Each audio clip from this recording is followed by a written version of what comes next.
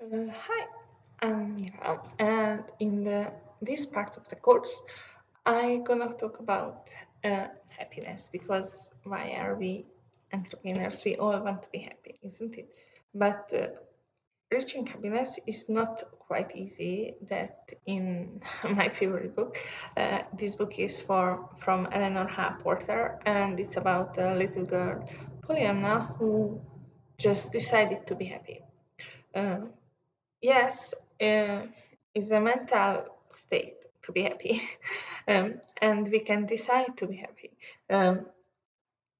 and follow her view of um, there is a good thing in everything. I have been following this role for since I read this book, and it was sometimes in my teenage years, and since then I I had problems, but I always come out of it somehow that I'm learned something. So no matter what was the problem, I know, okay, now it's a problem, but there is a good thing gonna come out of it. Uh, because I decided to see it as a learning opportunity to the way to the happiness what I have like goal for myself and for my kids how are going to be and of course it's not sure it's going to be the same way I imagine because my kids have their own opinion and my business changed a lot in the past 14 years um, and the world changed a lot in the past 14 years, so I don't know what's going to happen in the next 14 years.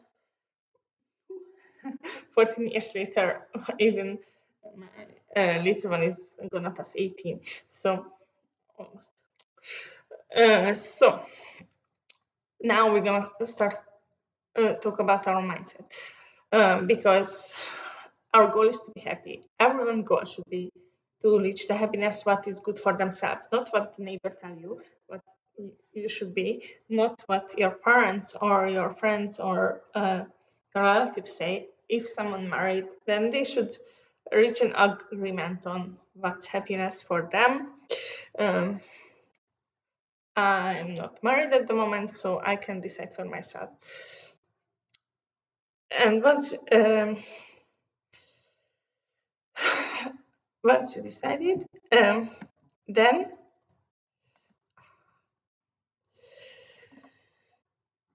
what you need and what you want, then you can start prioritizing that thing, what you need and what you want. Because if you not prioritize it, you're never actually gonna reach this goal. So for reaching the goal, you have to first you have to know what's your goal. It's same for goes for the business. You know what's the perfect state is for your business, and then you have that goal, and then you go for that goal. Same with your personal life. You know what your perfect state of happiness is, and then you go for that goal and prioritize it. For example, make time for yourself, make time for your family.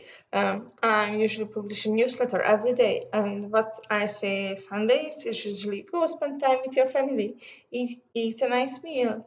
If it's raining, do something inside, have fun, uh, arrange your room to have feel like a new room and things like that. So prioritize yourself. Uh, Take out from your garderobe what you don't need anymore. Uh, it's not only women who are put a lot of things in the garderobe and they doesn't use it. They just more and more and more and more and more, and then it's full, and then you open it and so you don't need it. You don't need it. That's one of my rules. But we travel a lot, so I'm trying to have always that much thing that is fit in a suitcase because if we decide I see a nice plane ticket, then I just can book it and then it doesn't take so much time to take everything out of the garderobe pocket and doesn't have to think, oh, this have to be donated, this have to give it back to that person. Before it was like a headache Um, my husband can tell you stories about it if he would be here. No, anyway, um, and you have to decide on your happiness because you cannot blame anyone when you are retiring, and then you cannot blame anyone. Oh, I didn't do that. Didn't get to this because I concentrated on something else, which is turned out it is not even important in the long run. So you concentrate on that thing what is important for you, and it's not always economy. So yes, you should have enough to eat and to live, but the rest. So more, I'm by myself. It's making me more happier if I spend my day uh, sitting in a playground, in a sandbox, in like clothes with holes in it, and playing with my kids, than have the latest design in front of a camera. So I think you know what I mean because you are here and listening to me, not someone with the latest design. So I actually not big on clothes. I think uh, they have to be practical, especially for a traveler. It's have to be practical. So you have to be able to use it in more times. I have clothes on. I don't see just my shoulder, but I do have clothes on. So um, so and it's most of the people think like, oh, if I make more money, then I can buy the things I will make me happy. And then by the time you buy it, the people who want to buy it for is not there.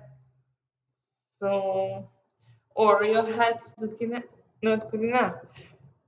Like my friend who wanted to do paragliding, and I really like paragliding. And my friend also wanted to do paragliding, and I always tell him, "Come with me. I'm going paragliding." We lived in Norway at that time. Just come with me, and the kids wasn't around, so I had time. Now I also have time, but I'm spending my time with them instead of paragliding. Just come with me, paraglide with me. But he never came. And then now he doesn't go anymore, anywhere. Doesn't really leave his house because he had a back problem. And it's just because he slipped and then somehow in the wrong way, and then his back is just hurting, so he's not paragliding anymore. I left my paraglide with him, but still he doesn't use it. He's just collecting dust. Um, so it's important to prioritize what is good. And the thing what he has is a memory of not paragliding instead of trying it. So I think it's more important to collect memories than to collect things. Because if you always collect things, when you move or if the ship sinks, you have nothing. But if you collect memories, then it's good because you have your memories with you. Except if you have one of those sickness when you forget things. But now we don't think about this scenario. We just think about the normal life when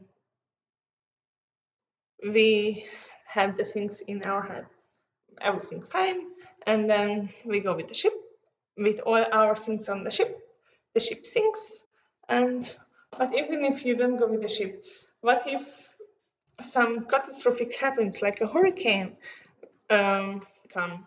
If you live in a hurricane zone, or if you live in Europe, you have like a war, which is not nice actually. But a lot of people now we are hungry, and a lot of people have to come here and leave everything behind. Just they halt, and I see them like there for a while. They were in the train station.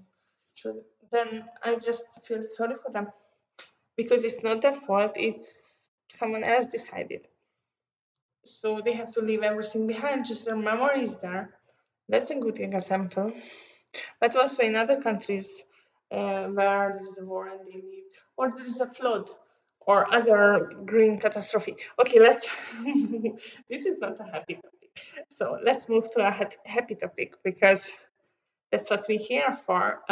Speaking about happiness, how to make our life more organized. So we have our business goal and we have our personal goal, and both should make us happy. That's where we were. Um,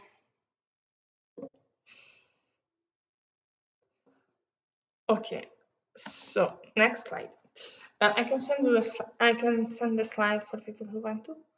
By the way, it's just I write them points because I know I always go away. Um,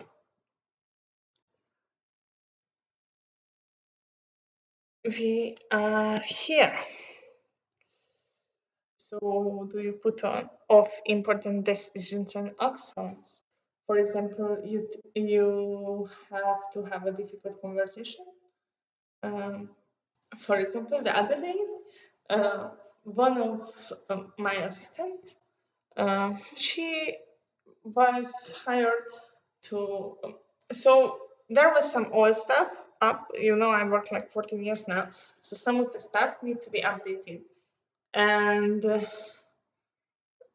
it was a mistake, and then we tell how to correct the mistake, and then it was a mistake again, and my real, not real, um, my the higher level assistants who work every day with me, um, she said she finds some mistakes also and she tell how to correct the mistake, but the lady didn't correct the mistake. The lady was late with the things, so we have to have this difficult conversation. And we were trying to teach her multiple times, but it's in the end it was hurting the business. So I have to tell her this is not the way how we work.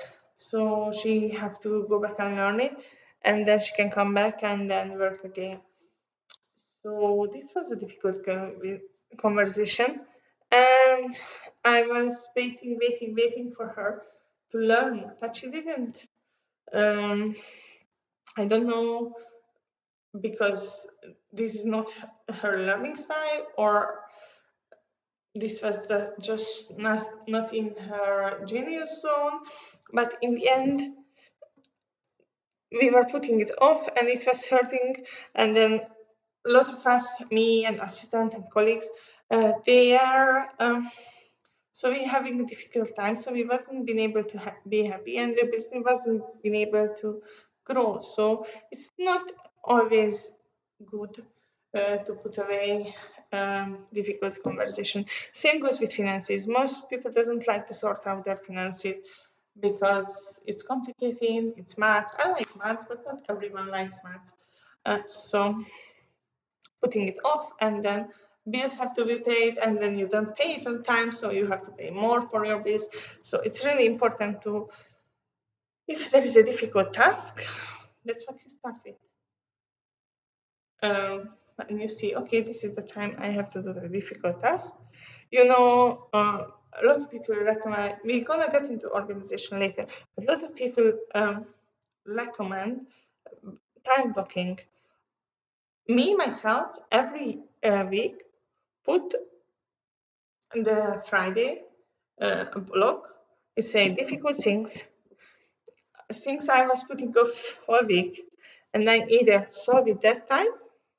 It's Friday afternoon. I either solve it at that time, or I say this is not important and we don't need this anymore, and throw it away. And if for me as a reward, if I do it quick enough, I have more time because when I'm finished, I'm free. So this is a really good technique. I'm finished, I'm free. I have time to spend with my children. I can bring them something, and then we can go some. We usually do like karate hobby stuff in this time because it's my reward. So you can also do something similar. Reward yourself when you do all of these things, and it's also good for your business because you have get rid of this stuff. And this is good to do in Fridays because they come up during the week, and then you can collect them. Oh, I put this off. I put this off. And then Friday I must do it because over the weekend you can forget it. and then it might be, how do I say? So it might create you problems the next Monday already because of the time zones and everything. You can never know. Okay, so uh, some people scared if they look happy or if they look successful, or their friends doesn't gonna like them, and then they're gonna gossip about you or complain, uh, and you're not gonna fit in.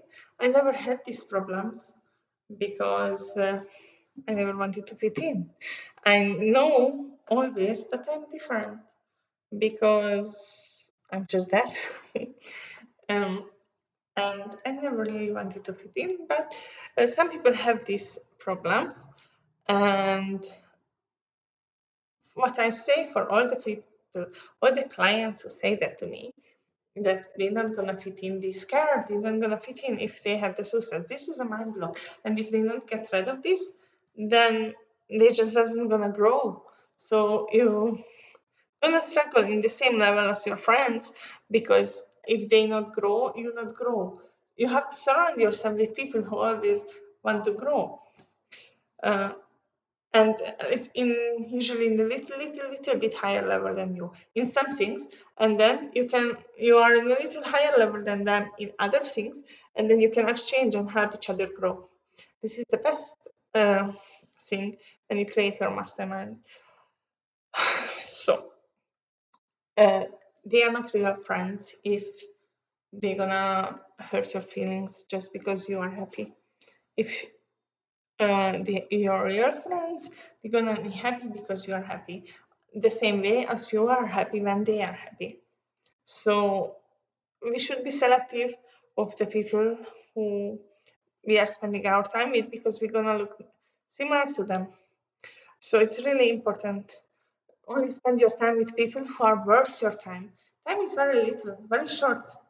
You only have had what, 80 years in the earth, and from them 20 you are just a child. And okay, senior citizens, they do a lot of things, um, and senior citizens can run successful businesses because they have the knowledge already, because they have the seniority. But most senior citizens have problems because in their 20s they didn't look after themselves. So this is a good time to mention, when you gonna be a senior citizen, how do you gonna be living? You gonna have tons of medicine and a lot of health problem, or you gonna be an active senior citizen? I'm planning to be an active senior citizen, but we will see.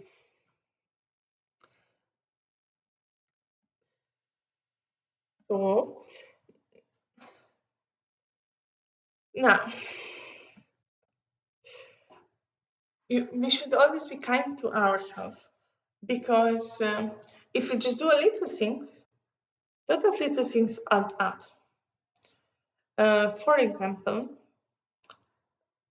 what can I make as a good one example? The people who building houses, they put down one brick, and then they put down the other brick, and then the other brick. So one brick is little, but after some times, excuse me, a lot of brick make a house. So a lot of little things, when you are kind yourself, will gonna help you be a better person. Or for example, and the same goes with helping. If you just help a little, you help a little, and the next person help a little. I'm sure you know that story with the stone, when there was a person who walked around. Um, it was a poor person, walk around and come into a village and then say, pick up a stone, and and went to knock in the house and say, oh lady, um, it sounds better in Hungarian. Lady, give me please pot. I want to cook a soup. And the lady asked, with what? I have a stone, special stone. It's make a really good soup. Put it in the pot, start it. It already smells nice, but it will be better with carrots. And then let the lady come and fetch the carrot, and then meet the neighbor, and the neighbor heard the neighbor, "Oh, we're making magic soup." And then the neighbor come, it already smells nice. Yes, but it will be better with the potato. And then the neighbor go fetch the potato, and heard the next neighbor fetch the chicken, and then the onion. And then they have a big bowl of soup, and everyone enjoy it. But no one noticed that everyone fetched a little into the soup, and they made the soup together. The villagers didn't notice it, and when they finished, the cook said, the man who came into the village, "Oh, this stone is for sale." So this is kind of a good marketing tactic, actually. If someone, um, so what can we do? What actions we can take to achieve happiness? We can be kind to ourselves. We can appreciate the little things. For example, every evening we sit down and I say to my kids, what the three things you have do today, which you want to remember, which you're happy about, and then they tell me. They draw a nice picture or things like that, and I also tell them, and then we appreciate it. Oh, it's so nice. And then I ask them, what is the three things what you would do differently?